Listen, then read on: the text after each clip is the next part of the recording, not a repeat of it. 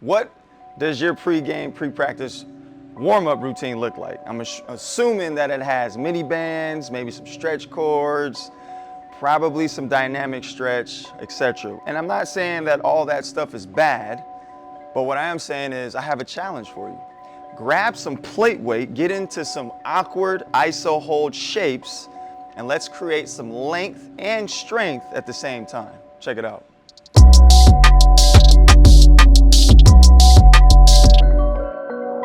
For this exercise, we're actually looking at quad length, and that's important because knee issues can relate to tight quads.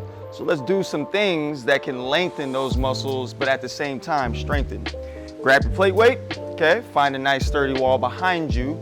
Send one heel up the wall, which means you gotta crease the J's. Don't worry about it, I got plenty more. And then we're gonna get into a split squat shape where we're gonna lift this plate weight towards our chin, drive the back heel into the wall, as well as lower that back knee. What you're gonna feel is some really good tension through that back quad, maybe hip flexor. And once you earn that tension, squeeze your back glute as hard as you can, push that heel into the wall and hold. You wanna spend like 30 to 40 seconds here. Breathe in and go into your happy place. All right, this exercise, we're gonna stack 45s and then grab some plate weight for our hands. I got two 25s. And we're gonna stand over, squeeze, and then try to jump. I'm just playing, y'all. The real exercise is a wall sit. And these 45s are just acting as a lip to raise the heels. So just find a nice sturdy wall, sink into about a 90-degree angle at your knee. Nice flat back. You see my plate weight's hanging, so I'm adding load. And then I'm gonna lift my heels as high as possible. All right, so now I'm training my soleus, which is a calf muscle, which is very important for the Achilles health. All right, this is an iso hold. And then if I wanna add weight to the calf exercise, if I go all the way to heels down and then lift a little bit, now I'm more in like a dorsiflex length. So the beauty about this setup is I get to train different lengths. I can train really high with my heels, which means calves are short. I can go neutral, which means I'm just kind of like standing on the floor but with load, and then I can go all the way down. But bang for buck here, what are we actually getting done? We're getting done all the beautiful things of a warm-up, but we're also training our tissue prior to activity.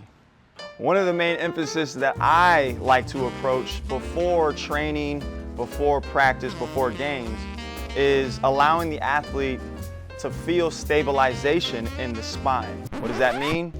That's right, core. And I think lateral core or side core is something that we don't address as much, but is very important because of the fact that we change direction a lot. Being able to stabilize and stiffen the spine while we move side to side is very important. So, check this one out. Assume your traditional side plank position. Take some plate weight, put it on your hip, and we're gonna drive those hips up as high as possible. Okay, this is all about your lateral core. So my bottom oblique is on fire right now, right? So I'm gonna hold that, I'm gonna do some breathing, spend some time here, but here's where the magic happens. I lose the weight, and then I drive my top knee up into the sky. So this one, we're actually getting a little bit of feedback or feed forward into the glute. So it's a combo. We're getting lateral core, bottom glute for hip stabilization, back to lateral core for spine stabilization. Spend some time, feel what you need to feel, get super strong, feel great pre-game. Let's get it. This exercise is for all my shooters out there. My form is weak, I need to work on it, I know. The point is, our upper body definitely does need to be addressed, and I think that bang for buck is huge for this one. So again, look at the shape, look at the posture position, a lot of great things happening in this position. So let's go ahead and crease the Jordans up one more time, last time. Let's find a really good split squat position. Pelvic is rolled into that upward rotation. Then we're gonna grab our plate weight, handy dandy plate weight, and then just do these really cool around the world type actions. Now, Main mistake a lot of people make here is they move their head instead of moving the plate. So just be sure that you keep your eyes fixed up so that you know your head isn't ducking down and you're moving that plate around your head. While you're doing this exercise and holding this posture, there's a lot of great things happening here. So really good bang for buck movement. You got stability, you got your overhead mobility, and then you got your lower body training in terms of this split squat shape, which is really burning right now. A lot of work being done, but a lot of benefit for just one movement using one tool. So you got 10 minutes pre-game, you gotta get warm, you gotta get your body feeling amazing.